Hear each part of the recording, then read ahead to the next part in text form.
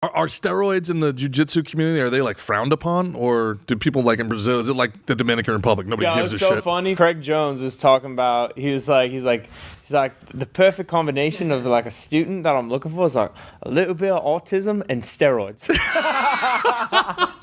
I saw that. That was incredible. Yo, Craig Jones is so funny. What's the perfect?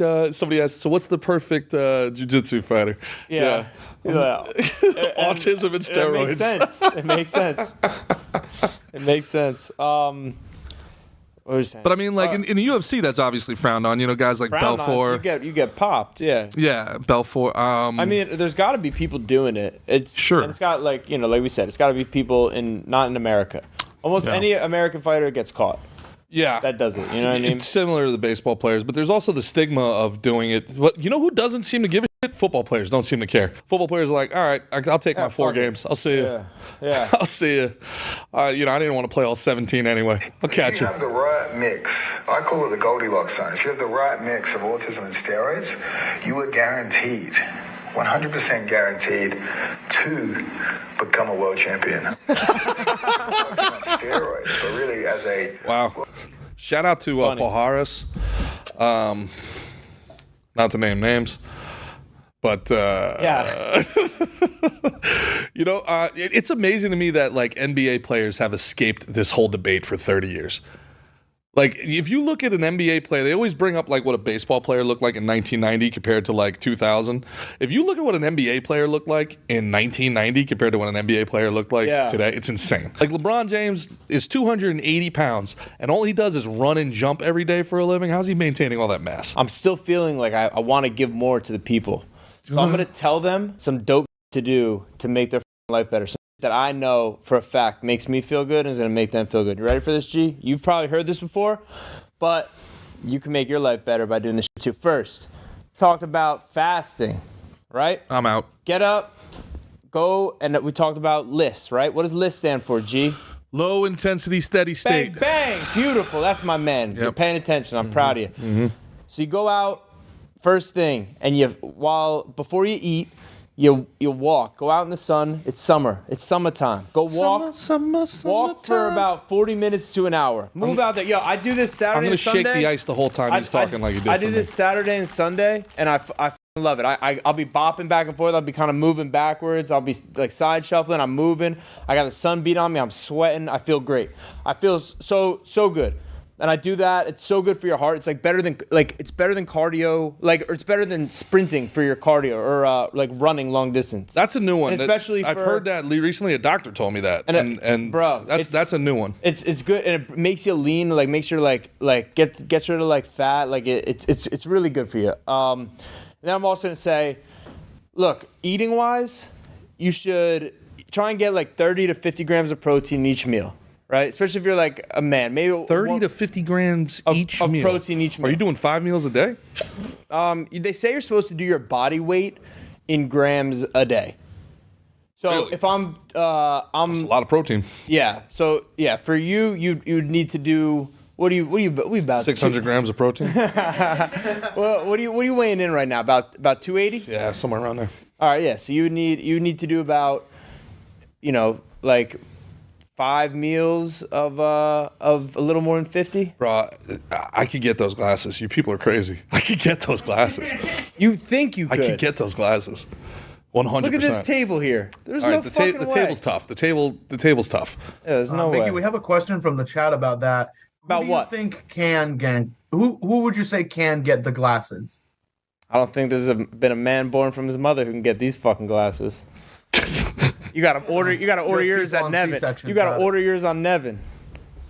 So I was saying about food wise, right? Mm-hmm. You can eat carbs. People think carbs are bad. White rice. Michael Chandler says carbs are the enemy. He says carbs are the enemy. Listen, I think, and everything should be taken with a little grain of salt because everyone has different issues. My doctor told me to stay away from salt. Salt is a performance enhancer. Salt's good for you, unless you have a heart condition or what's your problem? What's I don't want to go near medical here. Well, it's hypertension, but you said anyway, go ahead. That's no good. What? Don't go ahead. Don't listen to them. What? I said take it with a grain of salt? Yeah, and then I took it literally, and then you took what I said literally. And I know.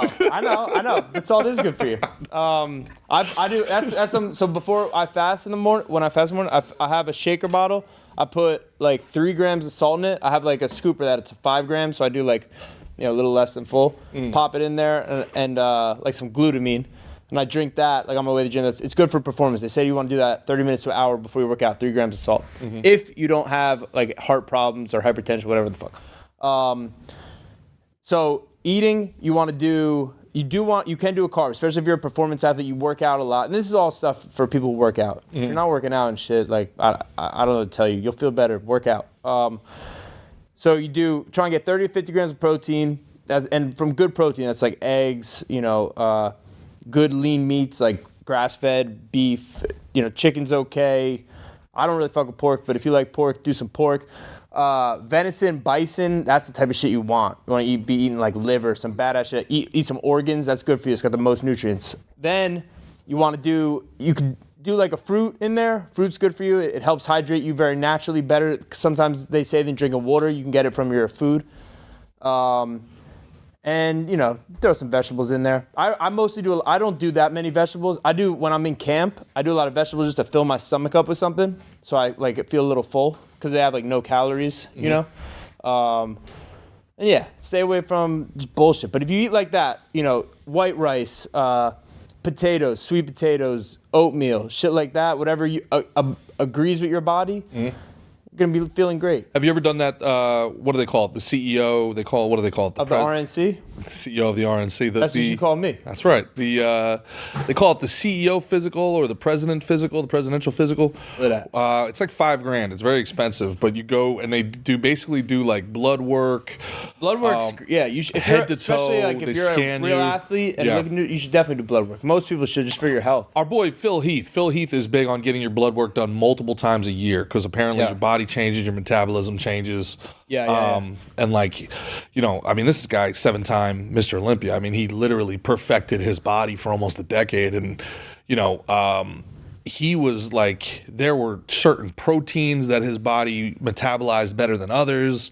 He knew to eat this type of fish, not that type of fish. People trying to ball on a budget, like you can kind of just go on, see how you feel. Yeah. I did one of those food sensitivity tests before, and it said like not to eat like turkey and like green peppers and like different like foods that to like took it out.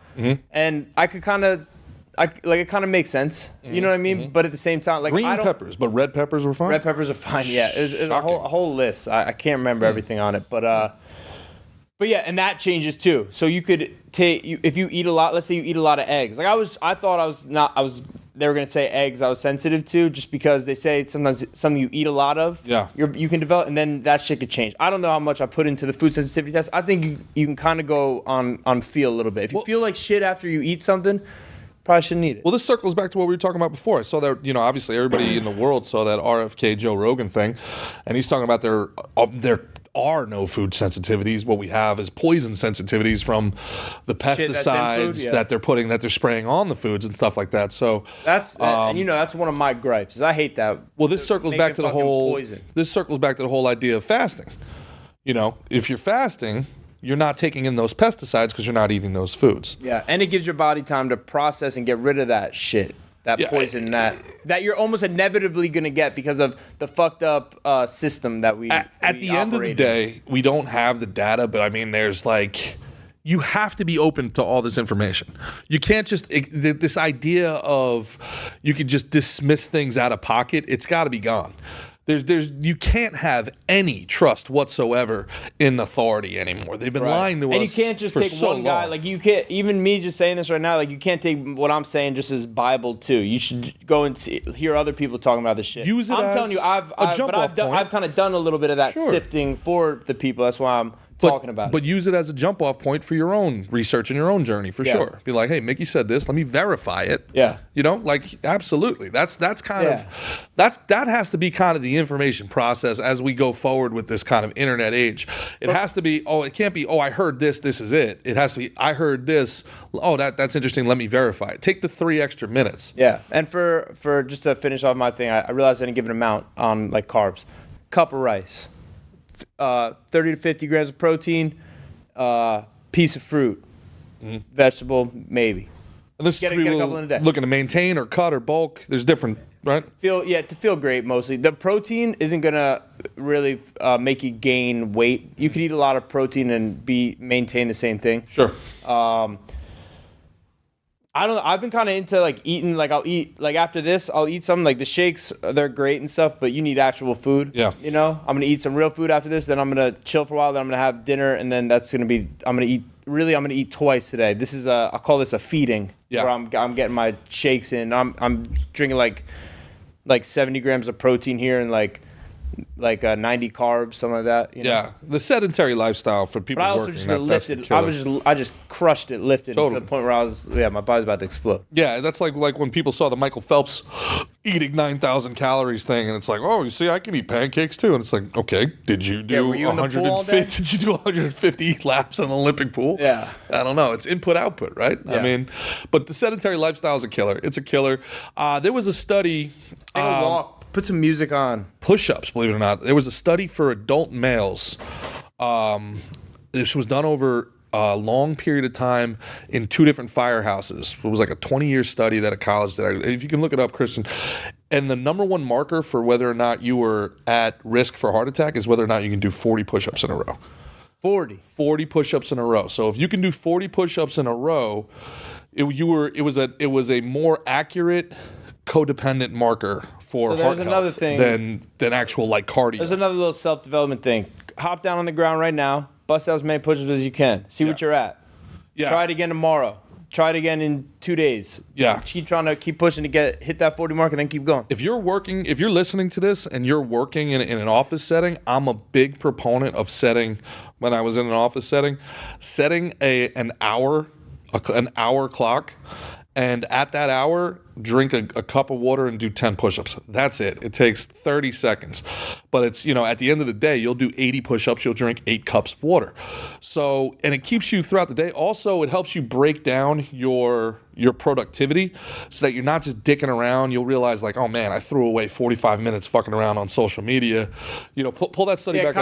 It kind of makes you hop into the present a little bit. It breaks your day into 8 very achievable hours. That makes sense. But also that's the way my brain works. I work in 5x5. I work in segments, but maybe it works for you, maybe it doesn't. It did work for me. Active, middle-aged men able to complete more than 40 push-ups had a significantly lower risk of cardiovascular disease outcomes, including diagnosis of coronary artery disease and major events such as heart failure during 10 years of follow-up compared to those who were able to do less than 10 push-ups during the baseline exam. Yeah. I mean, if you are doing less than 10 push-ups, that's not good. That's bad news. Yeah. Why would you want to let these bodies we have just be? You want to see what they could do. See your capabilities in your life. You know what I mean? People don't know what's happening, bro. People don't know what's happening. Life gets in the way. It's like anything else. You have to keep it in mind. Like it's not exciting. It's duty. It's like cleaning the dishes. Nobody likes doing it. It just has to get done.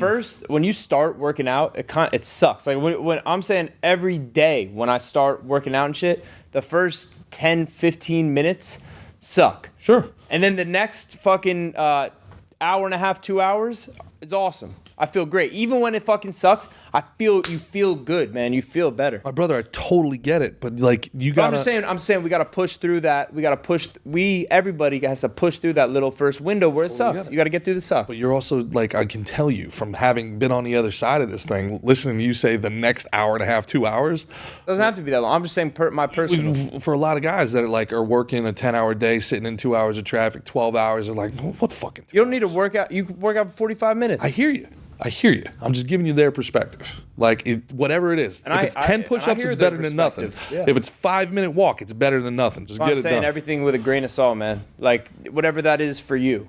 I'm speaking on my personal one, but yeah. I get it. The key is activity. Look, it's awareness is more than anything else, right? Like awareness. Like what